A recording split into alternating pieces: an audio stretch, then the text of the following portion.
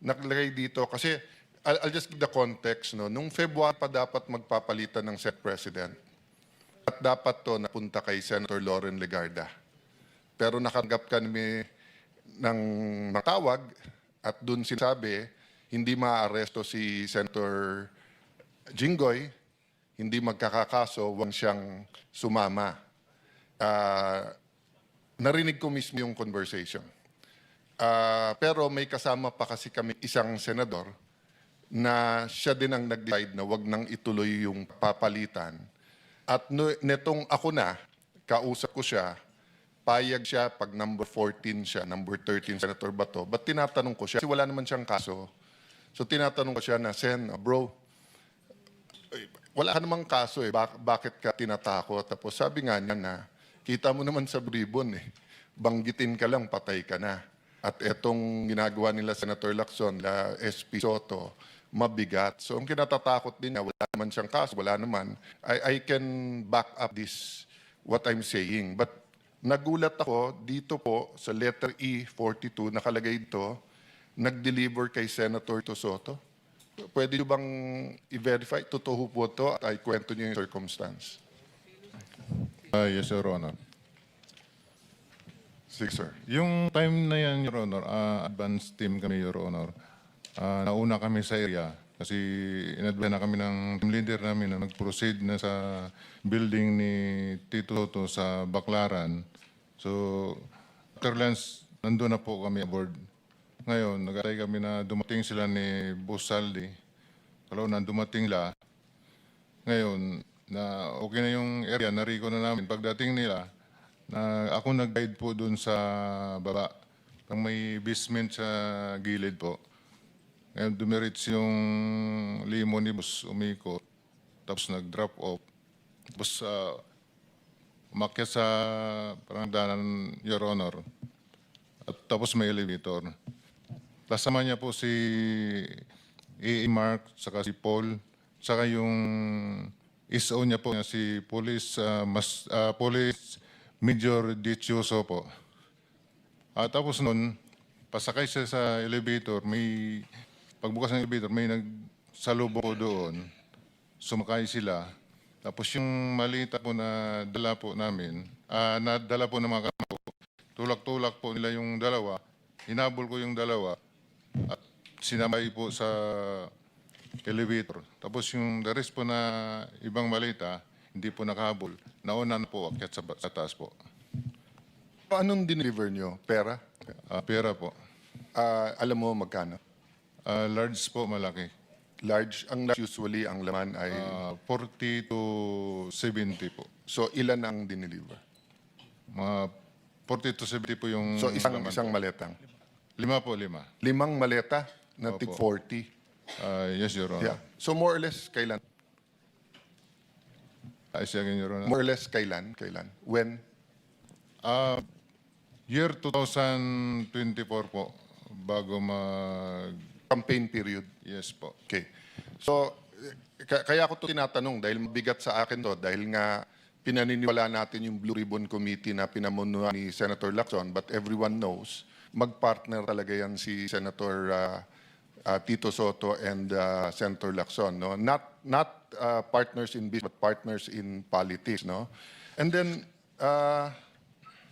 dun sa susunod na paragraph pero walang pangalan kung sino, nandito din pangalan ni Senator Erwin Tulfo na pinapangalan nilang susunod na chairman ng Blue Ribbon Committee kung sila masusunod. Sinong may alam nito? Dito po si... Okay. So, babalikan kita, sir, ha, dun sa details kay Senator Soto. Kay Senator Tulfo? Ako po, magandang umaga po yun. Ako po yung involved doon kay Senator Erwin Tulfo. Sir, pangalan tapos pakikwento na lang yung circumstance. Ako po, sir, si Bernard Gumban. Bali po, nakapag-deliver po ako doon kay Senator Erwin Tulfo ng 2 bisis. Yung una po, 2 maleta, tapos yung pangalawa po, 6. Ano yung dong maleta? Anong size? Maliit na po, small tsaka medium siguro. Small. Ano ulit laman ng small? Nasa 20 to 25. Okay, and then medium?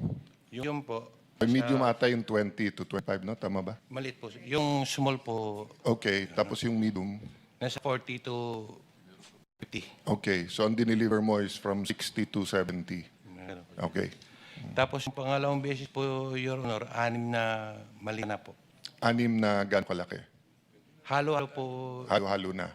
Opo, So, Your Honor. Correct. even assuming small lahat, kung 6 sa 25, at least 150, no? At least. Oo. Yes, Saan ang first at saan yung second delivery? Dito sa may bahay niya po, Your Honor, dito sa Green Hills. Green Hills. Paano nyo alam na bahay? Tinanong ko po si Mark Tiksay, sabi ko, Boss Mark, kaninong bahay po ba yun? Sabi niya kay Senator Erwin. So pagdating nyo doon, katulad nung kwento doon sa Ilocos, so may sumalubong, kinuha lang, pinapasok kayo, paanong... Bali po, Your Honor, si Mark po, si Boss Mark, si Mark Tiksay, saka yung contact doon sa bahay ni Senator Erwin, sila po yung nag-uusap niyan. Tapos pagdating po doon sa bahay, ibababa po namin yung mga malita, tapos ihatid doon sa loob.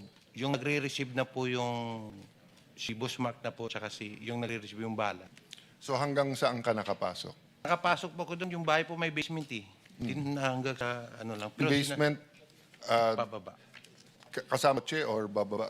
Hindi po, Your Honor, yung malita po, Yung maleta. Tinulak So yung sa kotse sa parking lang kayo, sas lang po ng bahay. tapos nadala yung maleta hanggang sa basement.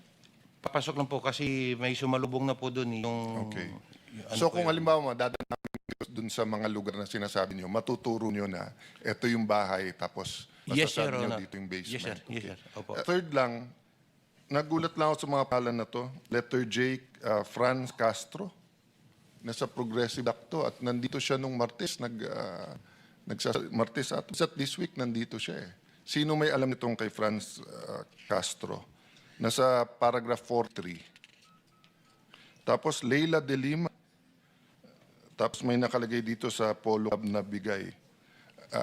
Sino po dito? Nagugulat lang po ako kasi additionally, ang anti-Marcos, yung progressive groups and yung Dilaw at Pink. Pero recently, sa nangyayari sa Senate, Marcos na rin eh. At biglang nandito mga pangalan nila. Again, that doesn't mean this is true. That's why I want to found. Sinong may anong kay Leila de Lima at saka kay Franz Castro? Mga kongresista. Si Franz Castro, Your Honor, laging ka-meeting niya nila boss sa Lico, sa opisina niya doon sa Congress po at saka sa townhouse. Then pagkatapos po ng meeting nila, paglabas po, may mga bit na po yan silang mga paper Pag bag. sinabing sila, sino pa usually kasama ni Franz Castro? Not necessarily sa pera meeting. Yung babae rin yun, Your Honor, yung lagi niya kasama. Tatlo yan sila, Your Honor, kasama si Raul Manuel at saka yung isa pa.